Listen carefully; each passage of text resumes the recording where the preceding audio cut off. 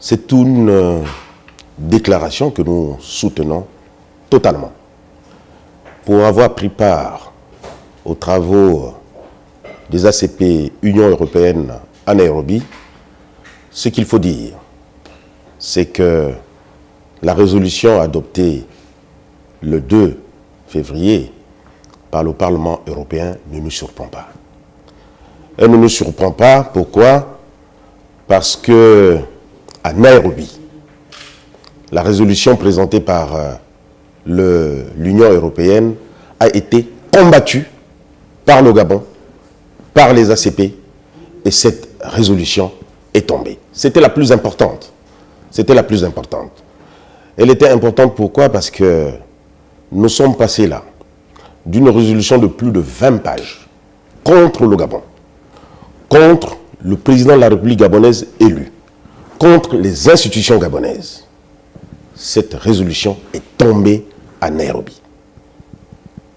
À l'issue de cet échec, il faut le dire, un échec de l'Union européenne, nos collègues européens nous ont dit une chose claire, qu'ils ne lâcheraient pas prise et que devant leur Parlement, ils présenteraient une autre résolution.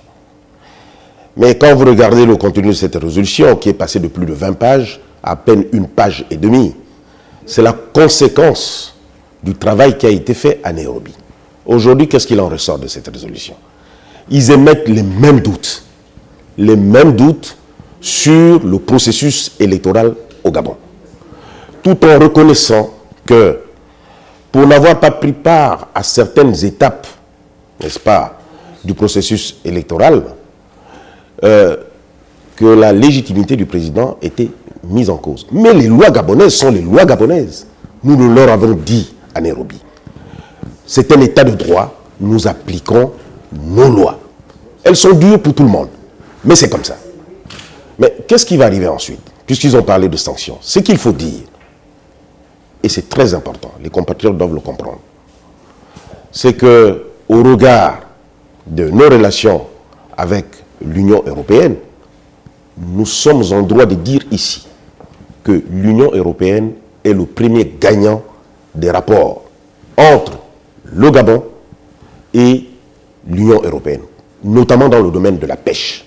Donc il était bon que nos compatriotes le sachent, mais ce que nous ne pouvons pas accepter, c'est que la souveraineté de notre pays soit traitée de la sorte par nos collègues députés européens. Cela, nous ne l'acceptons pas.